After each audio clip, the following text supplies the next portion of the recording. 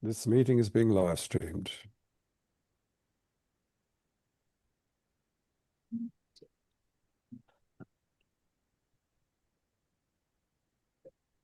This meeting is being live streamed.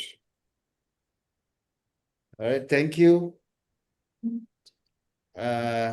Welcome, my dear friends, my This meeting colleagues, is being live streamed. Professor Thomas Reuter, and Thank you.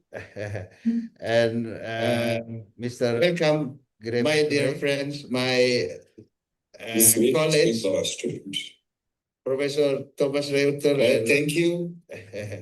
and Mr. Welcome, Graeme, my dear friends, my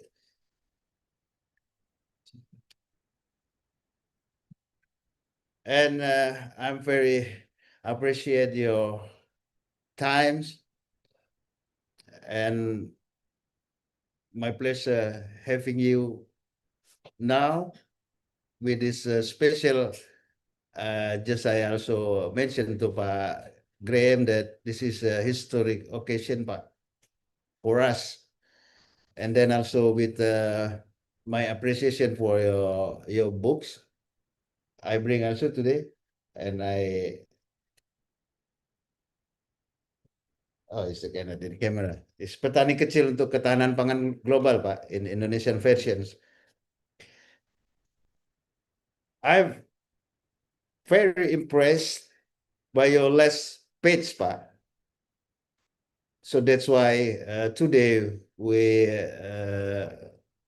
together in this dialogue by momentum is the right time that we must make you know that change for this current situation. I think that becomes our attentions in this field. I think in this subject about agriculture and food resilience. So that's why, Pak, this I think you prefer for kedaulatan pangan or food sovereignty, but it's kind of my consciousness, Pak, by the situation. We agree that we in current time and in Indonesia, it's hard to say that with the terminology of food sovereignty, Pak. It's okay. So that's why I put the title with food resilience, Pak. And then about the background, of course, I put your important parts in my site. It's very in your last pages, but the key issue, I think. So that's why then by topic that we have a very same interest and focus today, even in a different discipline. I'm and myself in legal or law discipline, and both of you in anthropology. But it's really, I got the point, because we're talking about the human being and humanity, Pak. So even in Indonesia today, I think with the same situation in another part of world, so many issues in specific in land law issues, but that's why by our adult in this problem, so it's very important point that we're talking today about agriculture and food resilience, Pak. Because in my recent topic here is about the hukum agraria, land law. That's I develop here about the fundamental perspective that same in the point of how about human and natural resources relations, and between humans and natural resources, and also in agriculture and food issues, there is an UUPA, Indonesian Land Law, Law number 5, 1960, is today. We are celebrate the date of the law promulgated at the time in 1960, Pak. By principle in Undang-Undang Pokok Agraria, there is described that all aspect of natural resources is a gift from God to entire of Indonesian people, Pak. So that's why in more serious, in deeper, we're talking about the both sides of the esoteric and exoteric part. The problem is how the value, how the human relation with the belief system then in anthropology, how then they make it in exoteric in daily practice as agriculture. It's truly connected, Pak. It's relevant. We're talking about one principle in basic agrarian law. So that's why my appreciation for your books. I got the point. Then we can then begin with our discussion, Pak. Thank you very much for your joining today, Professor Thomas. Okay. Would you like to say us a little, for us to say a little bit about the book? I think by our discussion, but Okay, okay, later. I think if you also can respond as well as my appreciation, please, Pak. Yes, yes. I think I just wanted to point out, like you said, there is a sort of a moral dimension Yes. to the way agriculture was done in Indonesia and everywhere in the world. Traditionally, it was always connected to religious ceremonies, ritual, beliefs about divinity. So it was seen as part of a moral system, a moral universe, and people acted accordingly. Today, with market-based systems, it's very different. Yes. And in places like Indonesia, that shift happened in just 1 or 2 generations, very, very quickly. Yes. Thank you, Pak Thomas. Maybe Pak Graeme. Yeah. Yeah, thanks, Pak Suparjo, for this opportunity, and very, very pleased to be able to talk about this with a wider audience in Indonesia. Thanks also for doing this in English, because it makes it a whole lot easier for me, even though it's harder for you guys.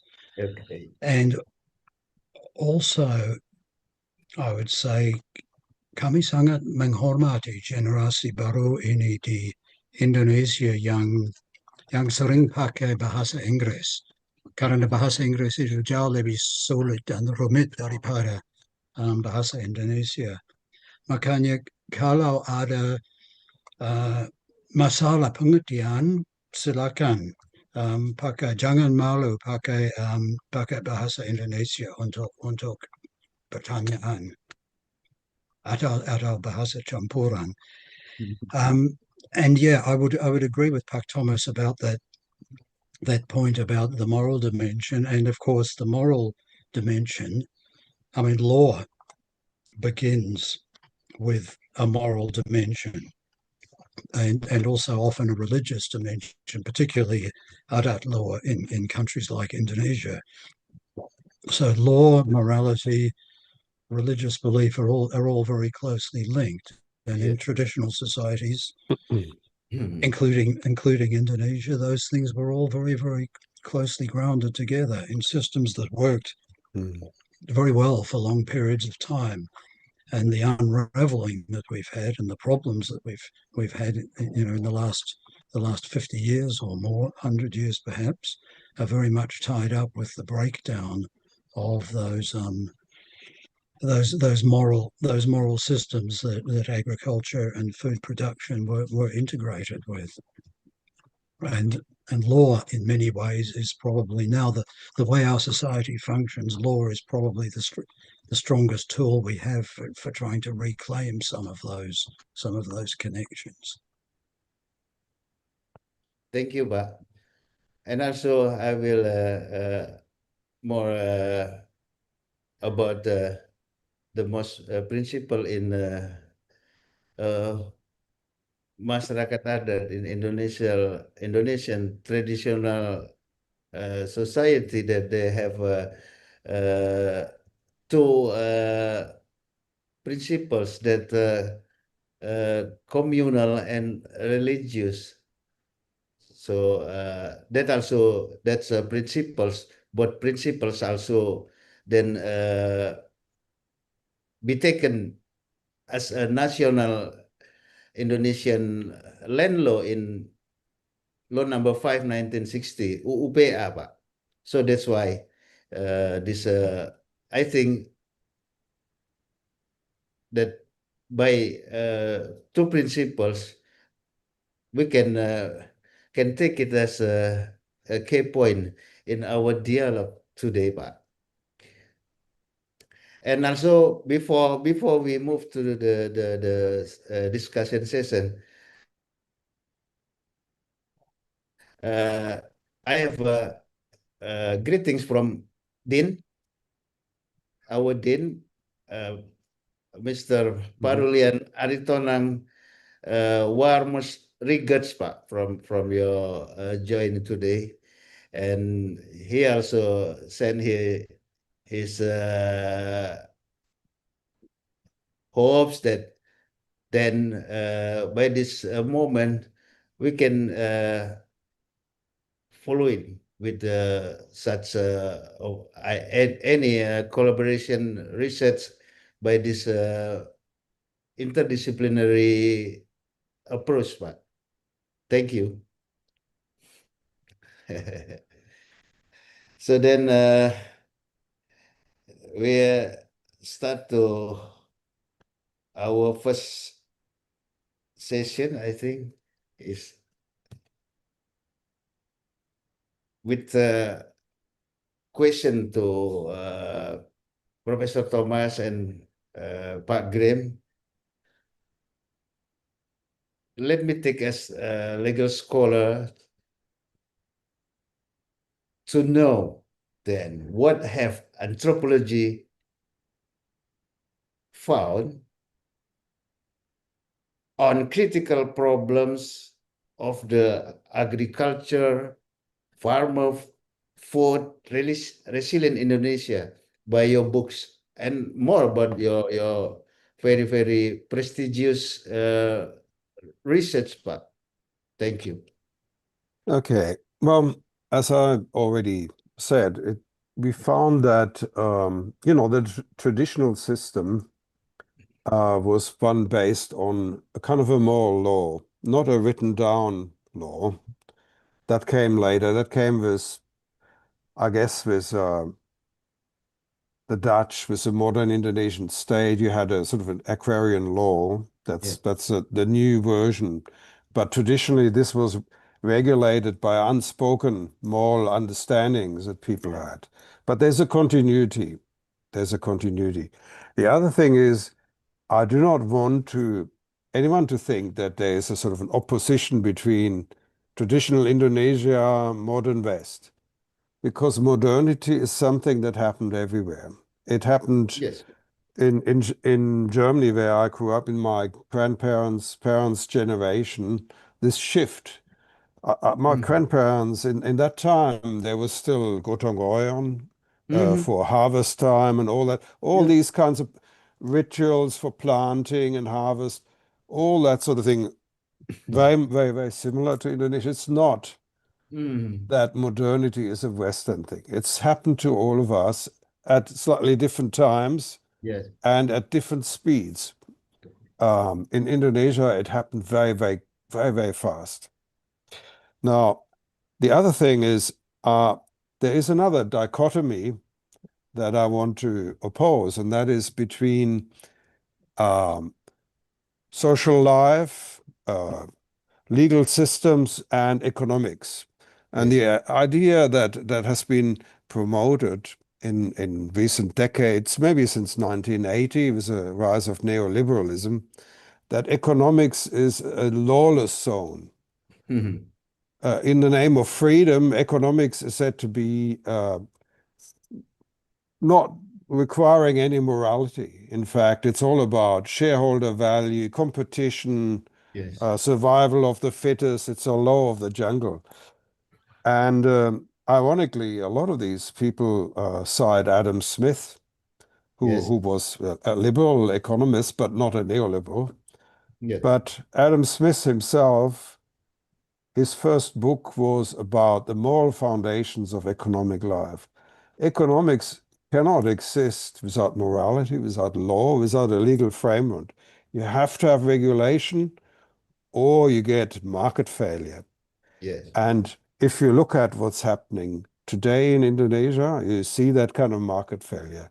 Food prices are rising, people are protesting in the streets. And why? Because there's insufficient rice, for example. And India this year decided to stop exports of rice. So the world price of rice has shot through the roof.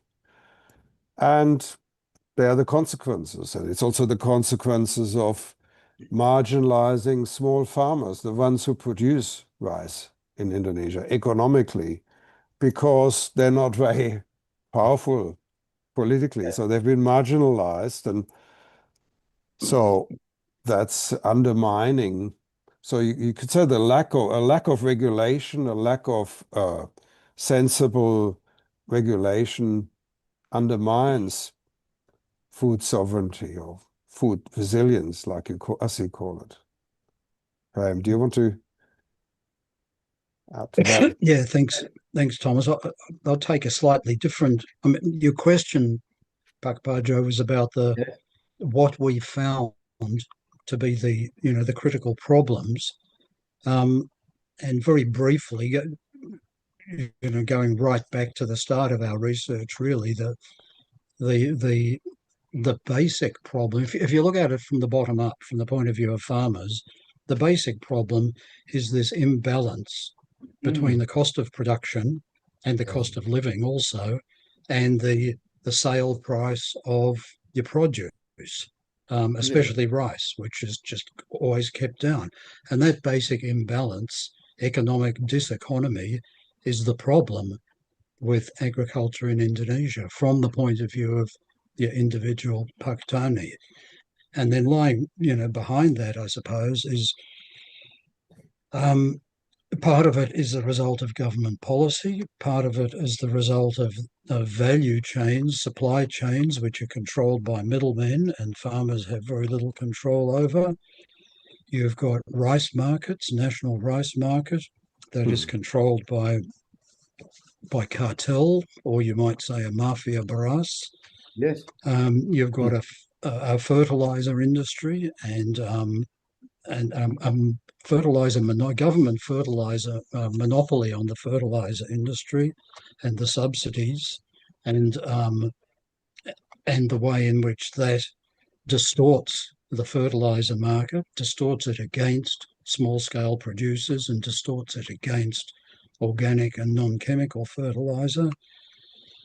You've got land values, which are rising in many places. Both of our early research was in Bali, which was an extreme case of this, where land values rise.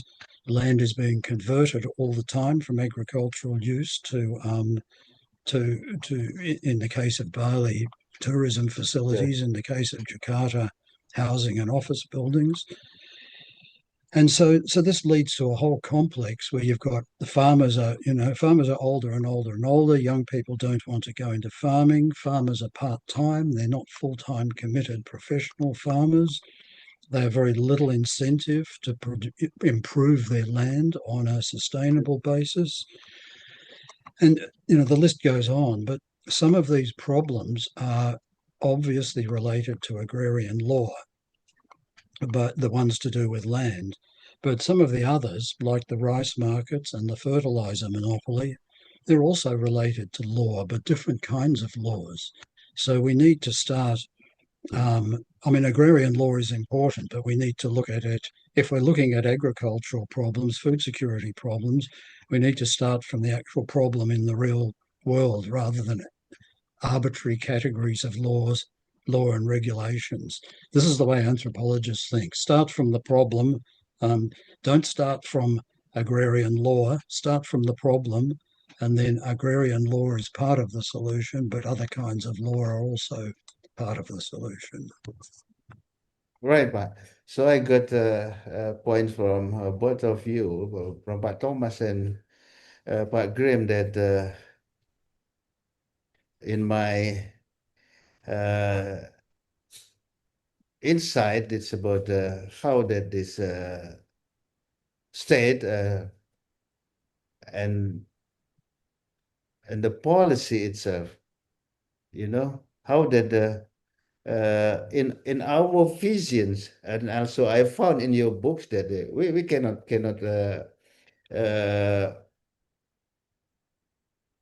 talking in partial. We're talking about food and agriculture, and including farmers there, right? Then many research also in local here in Faculty of Law. Once from my PhD student to 2 or 3 years ago, that reflected that how then the prospect or the agriculture itself destroyed by desynchronous policy from many regulations in many in many sectors that very influence to the agriculture and farmers. Let's see, my critics in let's model of infrastructure development with the term of project strategies national. My very strong critics that how that can happen. That we're talking about land law, that everything prospect of land use and using is based on the spatial on land use plan, Pak. But it can be,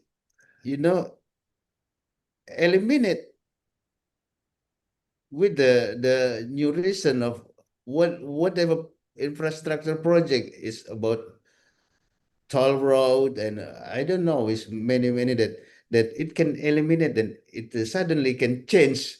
Even in the reality, that is sawah, Pak, is with irrigated sawah, Pak. It's okay. Then my questions until now is what happened then, all right, with the let's say in certain land in certain in in the area in many areas, in many regions, many reduction numbers of sawah that can produce paddy, rice, right? With an infrastructure development. But is any recapitulations? How much that effect to the, we're talking from the beginning about how the farmers, then how then about the needs of food itself, That's worried me, Pak, Mhm. about its trends or uh, more about the model of food estate that by corporatizations. And I launched my critic also at the time. Mhm. I got asking to comment on Pak Prabowo books, Innocent Paradox. That's why then, as well, Pak Thomas also mentioned, it's about how then these very, very basic needs of the people Uh, connecting with the sustainability of life, the survival. How then is about with the character of markets, Pak. The price of rice itself then depend on markets, Pak. With the my this with the reality crazy market, Pak. If in every change of agriculture and food, Pak. Mhm. Thank you. Okay, well, one thing I would like to say is that what I see in Indonesia, what I see happening, and also in other countries like Brazil, for example, you have this dual process of land use change. On the one hand, you have urban development and other industrial development encroaching on agricultural land, changing Sabah into hotels, like in Bali, for example, where they, you know.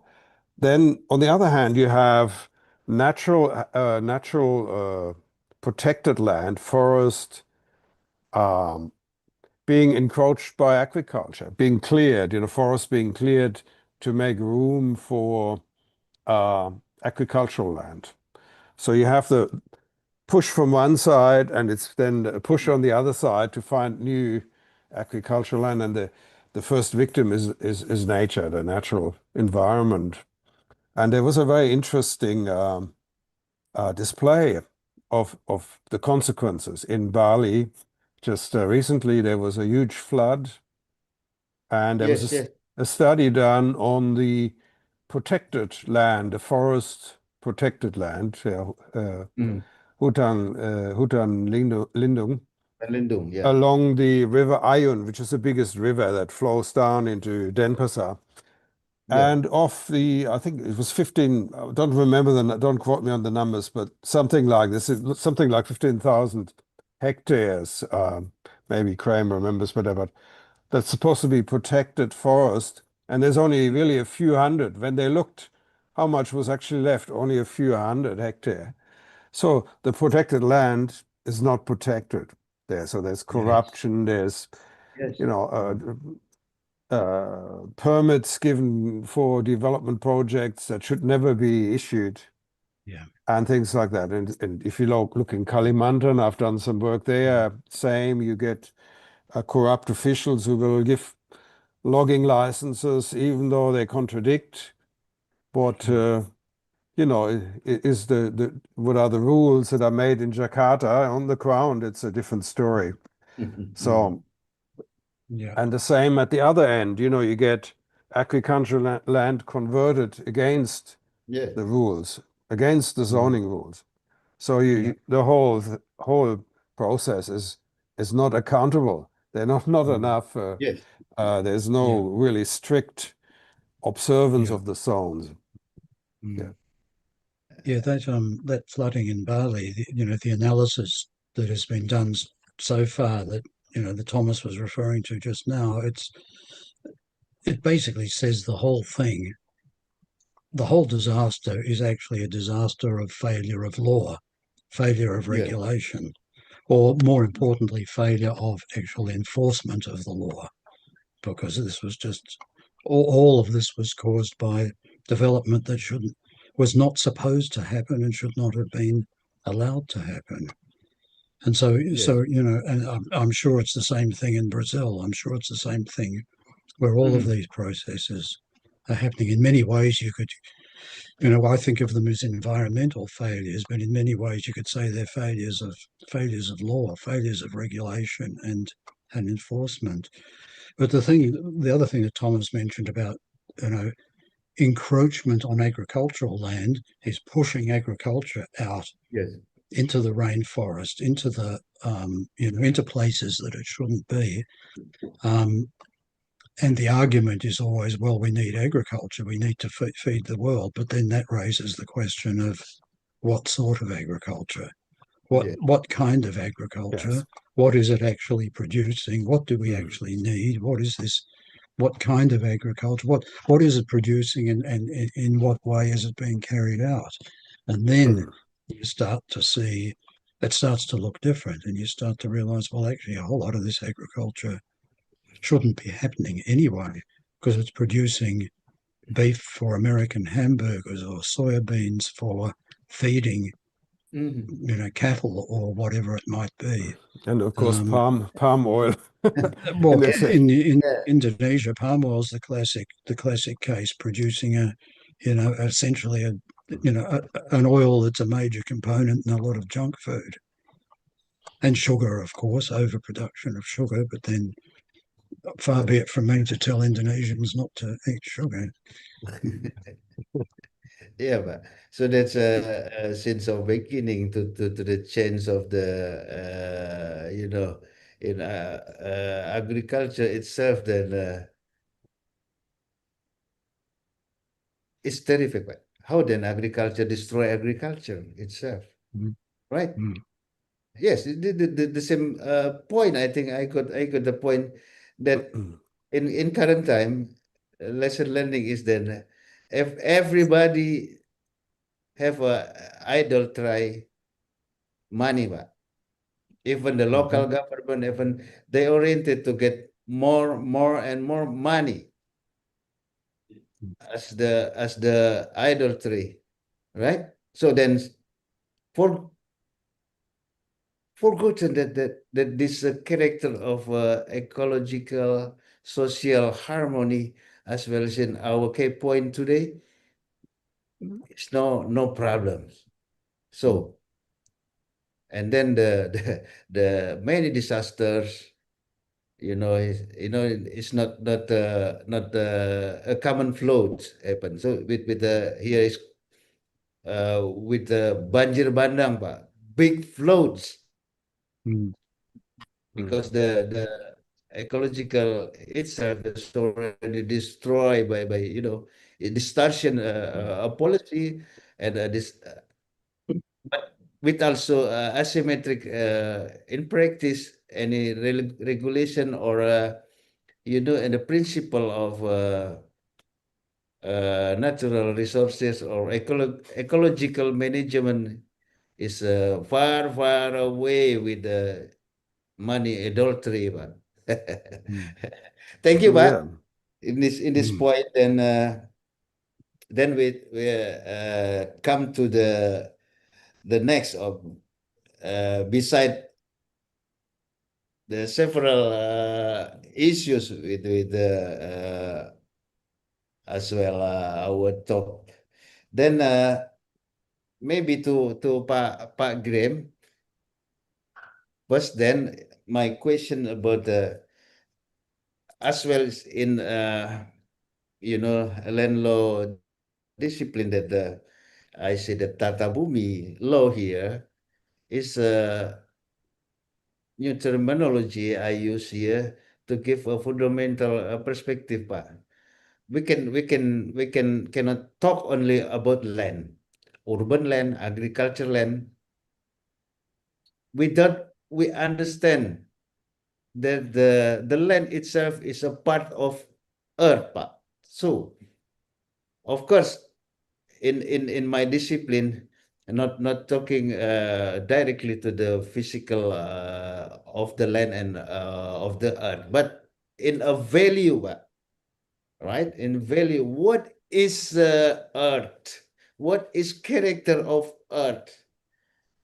Then we're talking about what in UUPA, that's earth is give of the God, from the God, Pak. So that's it. Mhm. This then becomes embarks point of then we're talking about the values, we're talking about the morals, ecology, morals, agriculture, moral markets, etc.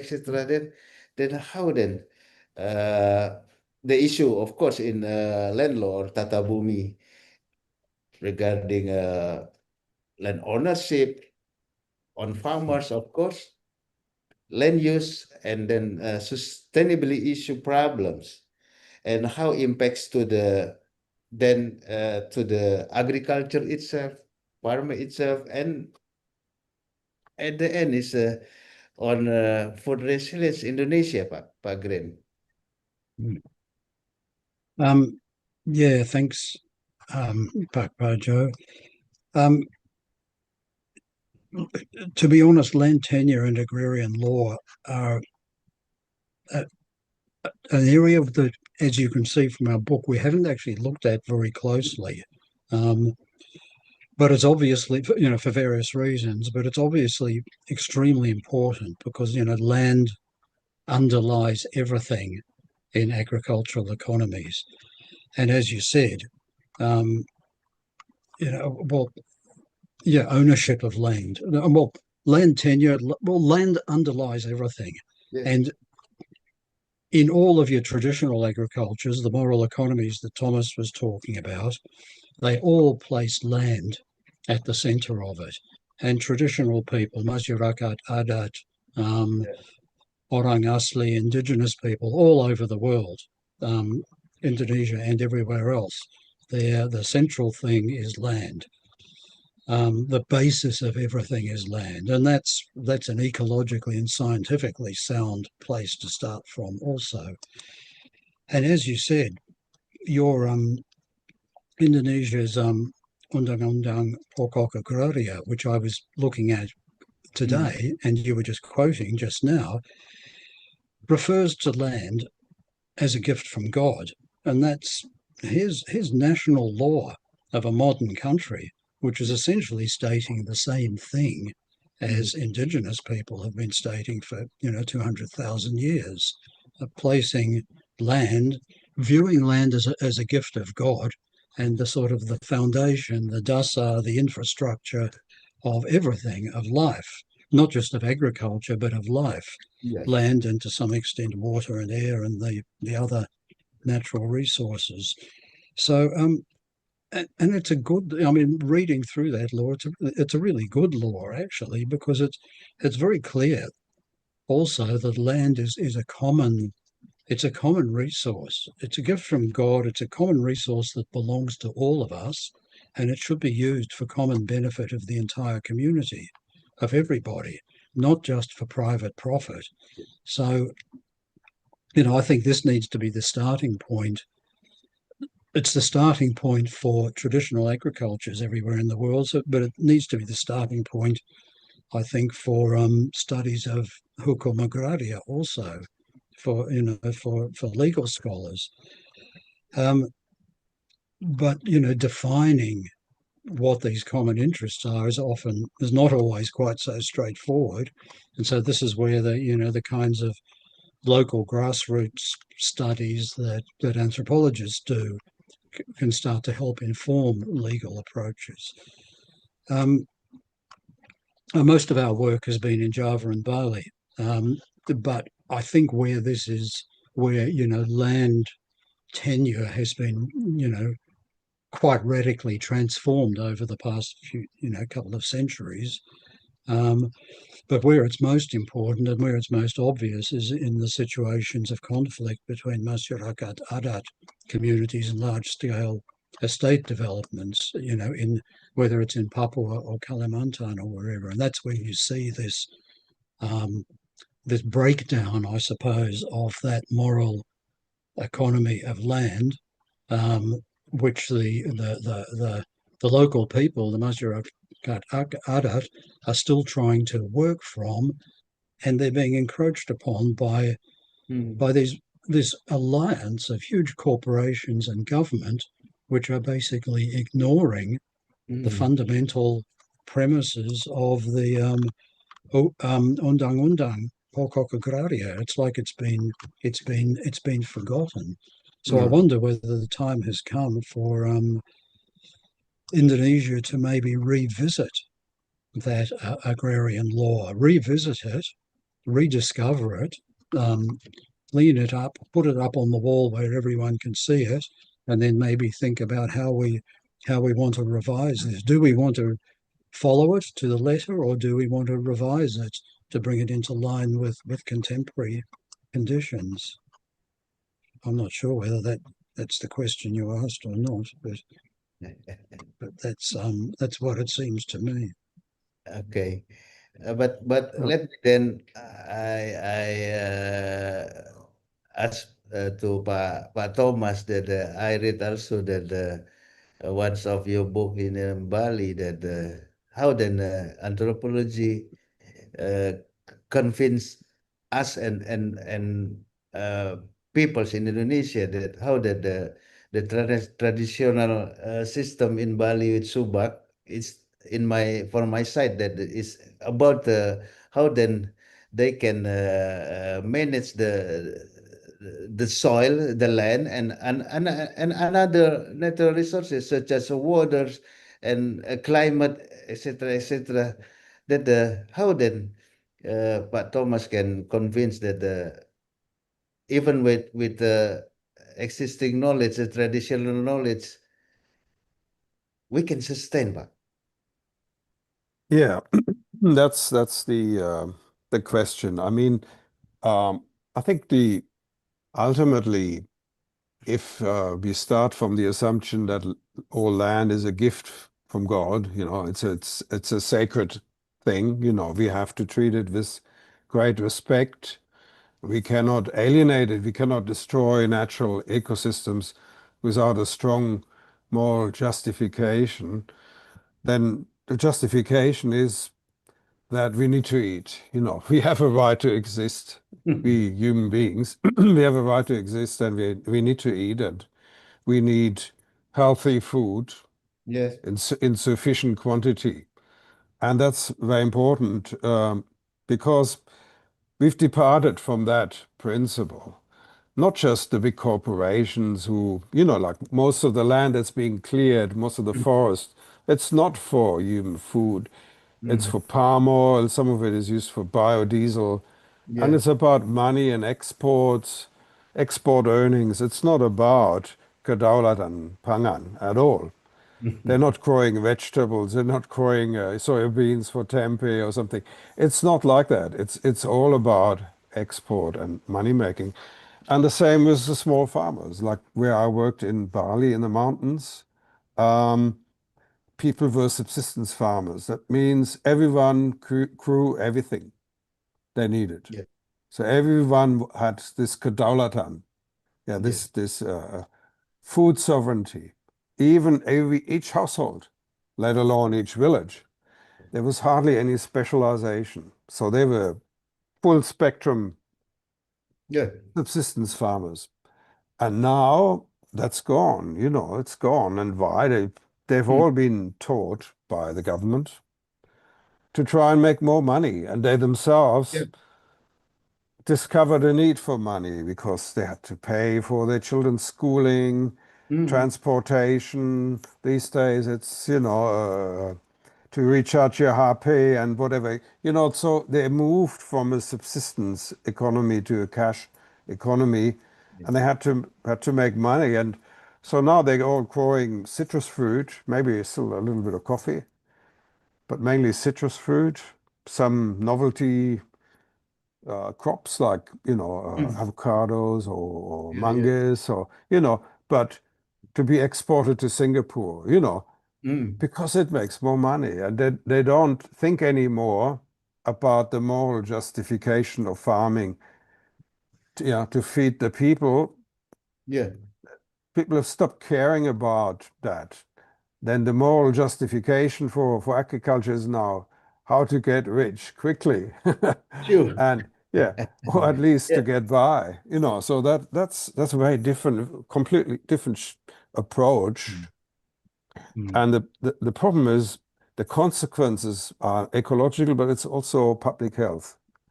In Yeah. Indonesia now you have an epidemic of non-communicable diseases because the diet is changing so much. The food system has changed and people are not eating very diverse, fresh, healthy foods, but they eat processed food. They purchase food in a department store. Even the markets are being displaced by supermarkets.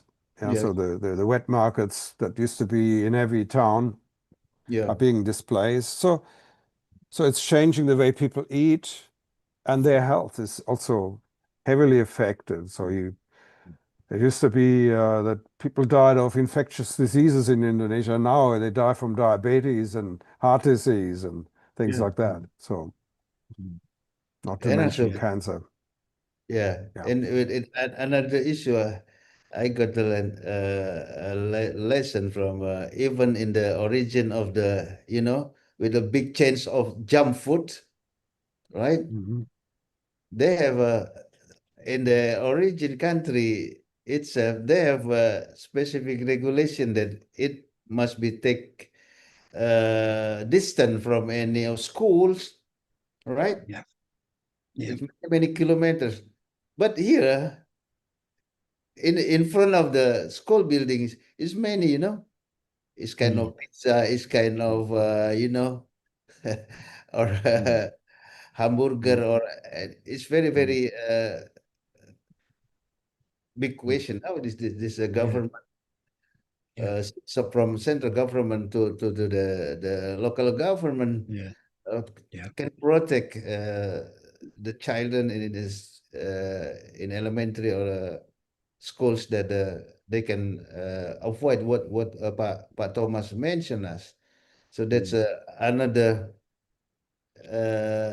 I agree with both of you that we're talking about the even one sector of agriculture and food resilience, but behind that we're talking about the human beings. But so how as well your books said that we must in whole on a holistic aspect must be reckoning that then we got the vision and then with the mission to create a policy that very very humanistic, not only monistic, but I think that I think that this end of our discussion. Yeah, but And can then- I just come back to what Thomas was saying about the this commercialization of agriculture, and at one end you've got the huge estate development in Papua, in Merauke. Yeah. At the other end, you've got those little small farmers up in the mountains of Bali, and they're both doing essentially the same thing. They're both transforming from a subsistence-based agriculture to a commercial-based one. Yes.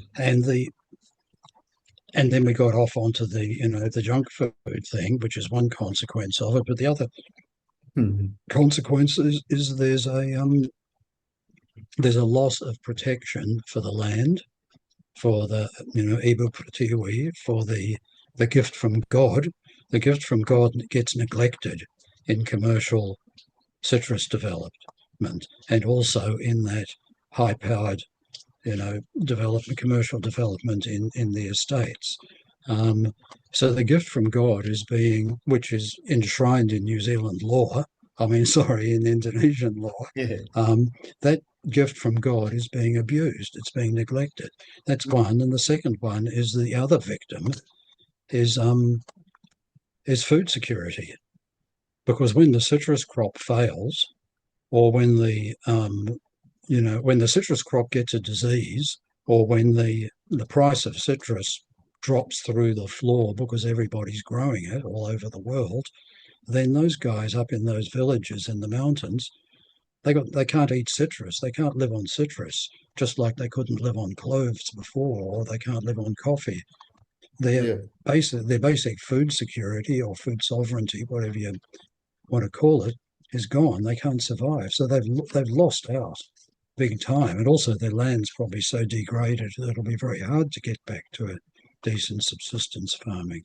And essentially, in a different way, that's essentially also what's happening to the people of Central or West Kalimantan and the people of Papua as well, losing food security and abusing the gift from God, losing the gift from God essentially. In those big developments, the gift from God in the Musim Hujan, the gift from God flows down the river and out to the sea and clogs up the fisheries. Yes, if I may just say that this is not just something we are promoting. It's actually, there are hundreds and thousands and even millions of people, farmers in Indonesia, who saying the same thing. And while we were talking about the moral foundations of agriculture, I was thinking of our dear friend Theo Suparjo from Jogja, who he is an absolute champion of grounding agriculture, regrounding agriculture in Javanese values. And he's got a whole philosophy that he's built around the importance of farming and that relationship to nature as the mother that feeds us, through the land. And the whole thing is integrated. He wants to reintegrate it with Javanese tradition and revive not just healthy farming, but also healthy living, healthy thinking. So it's a whole package. And you also have organizations like Serikat Petani Indonesia, who've got millions of members who are quite keen to go back to a sustainable model of farming. And they struggle because the regulations are often against them. For example, seeds. One of the costs of producing food these days is that farmers have to buy hybrid seeds from big corporations.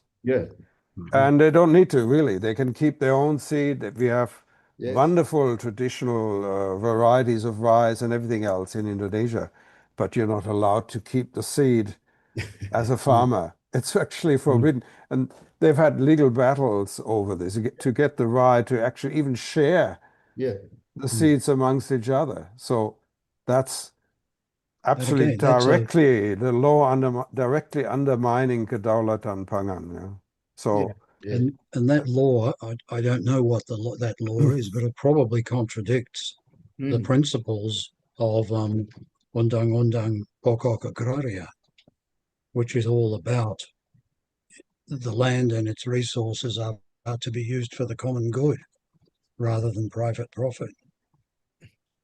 That's why, Pak, because I mentioned that my PhD thesis analyzes how it begins, Pak, with the very heavy pressure from the winner of a Cold War at the time. Then Indonesian policy and everything about natural resources is dictated, Pak.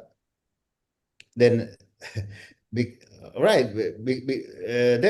Indonesia itself become subdued, Pak, dictated by the winner of Cold War at the time. So that's why we're talking about the land reform. We're talking about agriculture is far away from in my sights, far away from UUPA direction, UUPA mission, Pak. And until in current time, myself and Pak Arif, friends of Pak Thomas, is intense with a farmer, Pak, that also, it's horrible that I think if, Pak Prakoso is very have a prestigious experiences, they can create premium seats of fruits, Pak, in local fruits. But he always, feel desperate, Pak, because no, no incentive from government, since central or local government by this originate local seeds of premium fruits. He doing it with himself, funds, with himself money to produce the premium class of local fruits quality. And with Pak Arif, we many issues also, that the seeds of salt, Pak, salt farmers have no land, Pak, but with also his big creation potential, they can create. At the time, he told us, myself and Pak Arif, they can produce a salt quality it equal with the national Australian standard, Pak. But no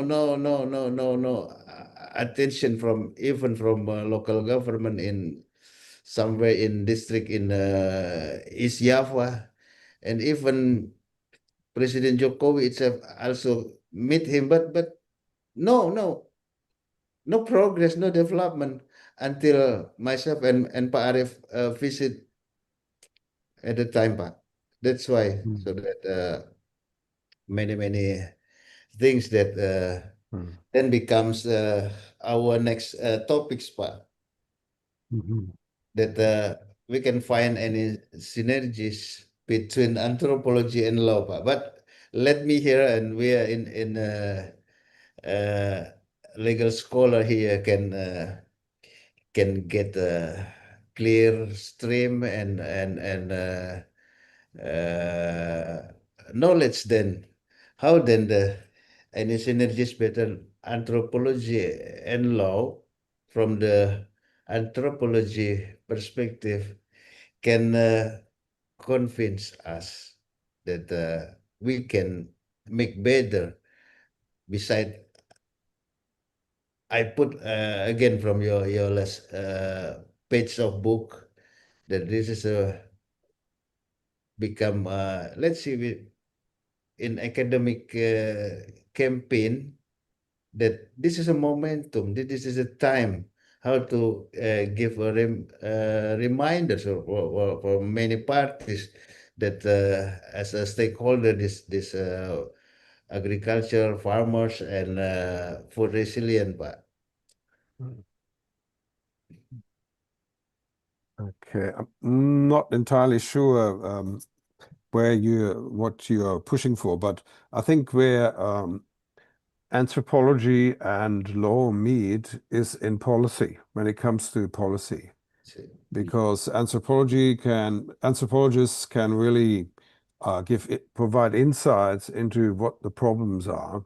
Yes. At the local level, and law is needed to formulate good policy. And there's a battle, let's just face it, there's a big battle going on, it right up to the top.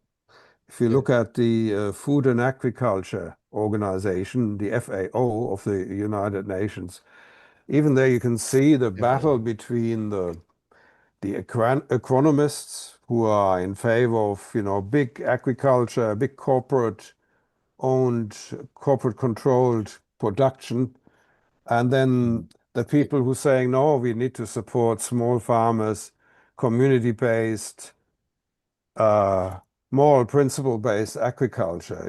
See, they're very different solutions to the problem of world hunger and world food shortages, which are likely to become worse under climate change and all that, and with a growing population. So I think we can join in fighting that battle together, providing different kinds of knowledge to change policy. Yeah, because even in in political knowledge that they always since it's long time ago that with the Vox Populi, Vox Day, but today I think the day of God itself be cheated with the many since for political activity, well, they can easy disobey that is as well our concern here with how the human and environmental or ecological harmony itself. Yes, but there's a warning. If you look at the protests in Indonesia in last week, it's a warning. And I think Yeah. maybe Graeme can say something about our idea, which is also in the book, of Negara Lumbung. Graeme, would you like to say a little bit about Negara Lumbung? I see. Yeah, one of the chapters in the book is about this concept of Lumbung, and the way in which is not actually unique. I mean, the word's Indonesian. It's not unique to Indonesia, and every language has its own word for Lumbung.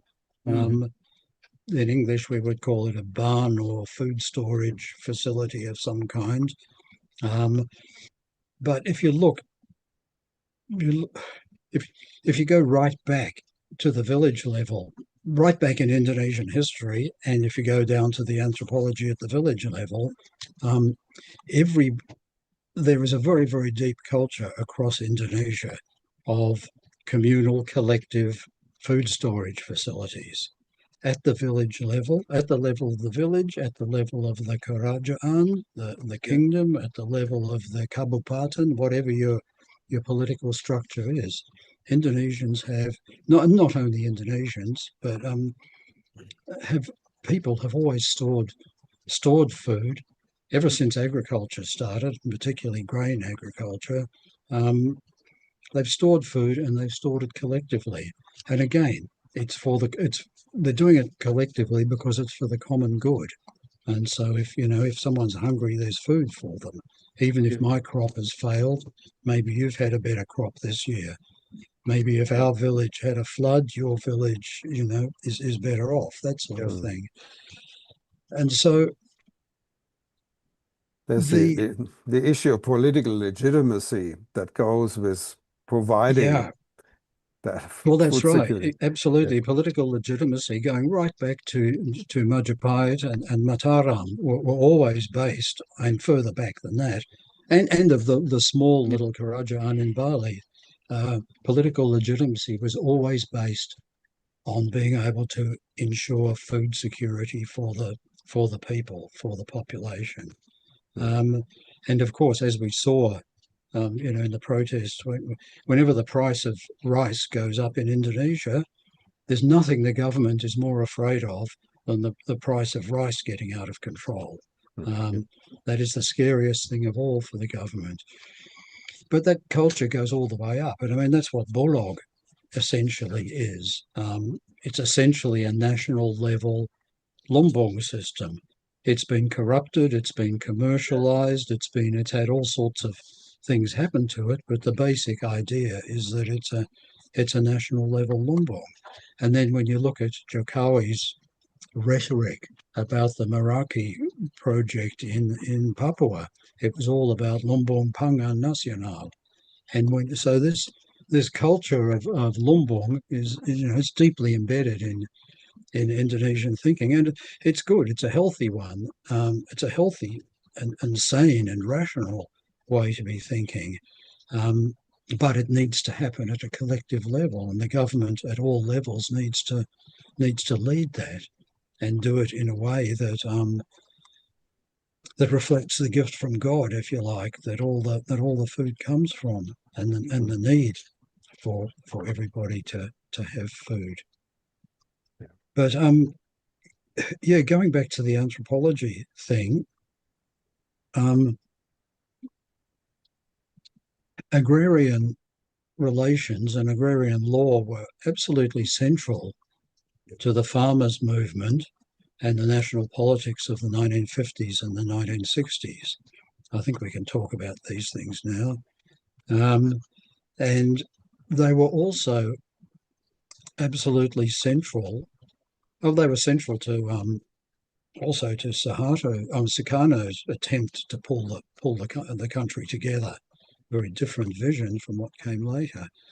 But these things were also, if you look at the anthropology of Indonesia in the 1950s and 60s, a lot of, and the anthropology of other places, a lot of it was about agrarian relations and agrarian law and that sort of thing. But after the events of the agrarian law, Pokok Agraria, that was drafted in 1960, which was a absolutely critical time in all of that. And I don't know the circumstances around that, but I wouldn't be at all surprised if that law was drafted in response to the farmers' movements at the time. I wouldn't be at all surprised if that law was some sort of a concession to pressure from the Communist Party, PKI, at the time. I don't know the details of that, but it's definitely a response, I think, to pressure from farmers. But anyway, the events of 1963 and 1965 changed everything. And then right through the Orde Baru period, I don't think I ever heard anyone talking about agrarian law or agrarian relations, or the problem of Penggarap and the problem of all of that sort of land tenure. None of that sort of stuff, for obvious reasons. And then since the beginning of Reformasi, these things have sort of come back on the agenda. And Serikat Petani Indonesia that Thomas talked about have been really at the forefront of this, but I think probably other organisations as well. And so people are not afraid to talk about land reform anymore, even if it means something a little bit different from what it used to mean. Yeah. But anyway, it's back on the agenda, and anthropologists have been part of that, but not as much as they could have been. And in fact, I have to admit that this has been the missing link in my own study of agriculture and food security in Indonesia. And it's what I feel like it's one of the things we should be focusing on now. And so that I think I think that's something that we should be doing. But Pak Parjo, we're both retired now, and our funding has run out, and we're relying on you, Pak Parjo, to find some new funding for us so we can come back to Indonesia and work with you and your PhD students, and help create the next generation of agrarian research in Indonesia, combining anthropology and hukum agraria. That's what we could do. That would be a nice vision. Thank you, Pa. Even this moment also is not easy. That let's see. I will say that we're talking beyond the pattern of Universitas Indonesia is a rural university, and with that another university that in out of capital city, big city as well in Jakarta. But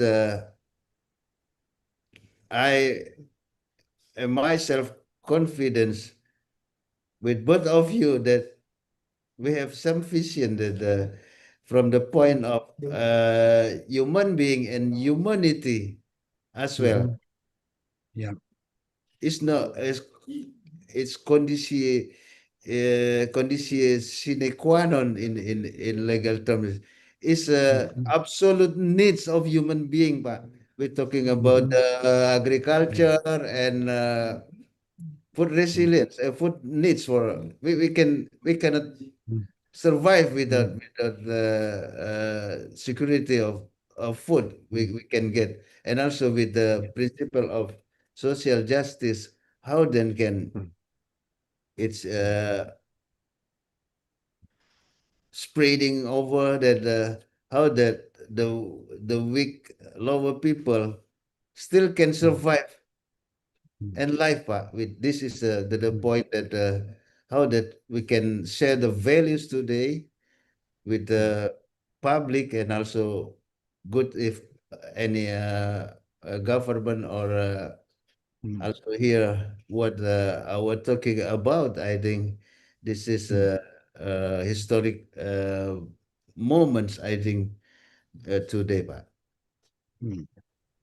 Yes, I think it's right. And it's very important to understand that history. And I think it's good that Graeme mentioned it. It's a little bit, it's a little bit touchy to talk about these things, but we have to kind of re-examine what happened there. And if you look at the books by Clifford Geertz, one of the most famous anthropologists on agricultural involution in the 60s, he was describing how Indonesia was really trying to shake off the colonial model of the dual model, where you had a rich elite of foreigners and some local elite mixed together, and they controlled this plantation economy, which was making a lot of money. And all at the same time, the ordinary Javanese Patani, they were with half the land. Suddenly half the land was taken away from them. And with half the land, they were supposed to feed the population. And they did. They actually did. So, and Geertz says it's amazing that they managed that. It's how resourceful they were. These small farmers fed everyone, while the others used half the land to make, only just to make profit, sugar, that sort of thing. Those sorts of crops, cash crops. And then, so they, in the post-independence, in the Sukarno period, they wanted to shake off colonialism, the colonial system. That's what the land rights movement was about, getting rid of those big estates and giving farmers their land back. And then after 65, Suharto let in all the big foreign investors. He opened the doors to all the big corporate interests, fertilizers, seed, everything. The doors were suddenly wide open to all the global investors. And they didn't come because they care about, food security in Indonesia. They came to make a profit. And that's, as soon as you had Reformasi in 1998, the farmers' movement, suddenly they were back. After decades of farmers not being allowed to organize, only being allowed to, be organized directly by the state, and being treated like they knew nothing. So that's the history, or politics of agriculture and land, and it's ongoing, and I guess a number of Indonesian leaders, including Pak Prabowo, have very much emphasized kedaulatan pangan, because they know how important it is in the mind of people. From the Middle Ages in Indonesia, you had this idea that if the wong cilik, if the little people were hungry, the government was about to break down. It was already a sign of the Zaman Edan, the end, And the golden age is the one where the little people are doing okay, where their life is easy. It's still like, it'll always be like that. Thank you, Pak. And then as a closing, I think I say that we can got the point that how this interdisciplinary dialogue then meet important point that we have the same focal and focus point about these issues with the humanity itself, and humanity sustain living, and then with, of course, with their daily needs and to their next generations. That's become important point for the sustainability any country in the world. I think this is the point, I think. And also with the idea, Pak Graeme, I wish also Pak Thomas that this is initial our suddenly collaboration, but myself and all friends in Kluster Hukum Tata Bumi is very, very hope that we can next create any research agenda, and we in many try many ways we then can find any funding, and we can do much agenda then, and also with the blessing of Pak Dekan, I think we hopes that then we can do much thing to with our interest in this topic. I think my gratitude, Professor Thomas Reuter and Pak Graeme, for your time.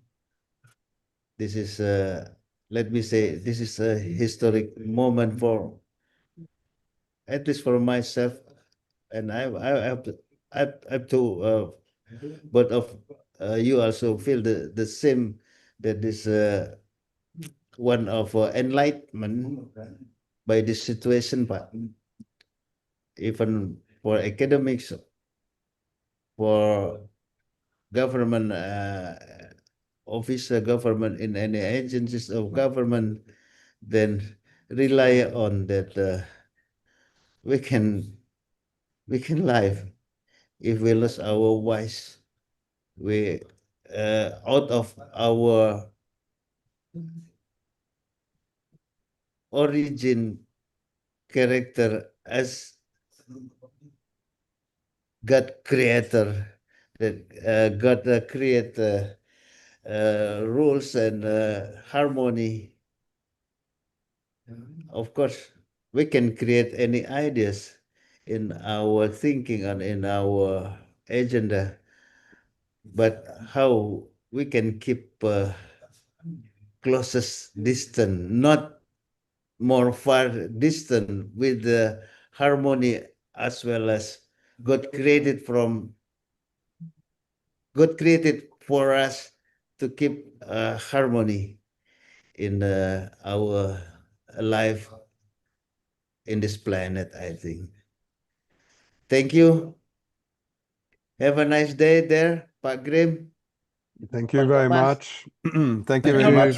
Pak And, Suparjo, for the opportunity. It's been We great. can meet again with you know We'll next do time. it again. I just wanted to mention, if anybody is interested in the book, it's come out with Yayasan Yeah. Obo Jakarta in 2024. So easy to find, and it's available It's in a reason- Indonesian language. And a reasonable price. Yes. Okay. Okay. Thank you, Pak. Pak. Yeah. See you Okay, in thank you. Thanks, everybody. health, and stay healthy. Stay happy with our Yeah, next be podcast. happy. Okay. Thank you. Bye bye. Bye-bye. We can Bye. finish now. Bye.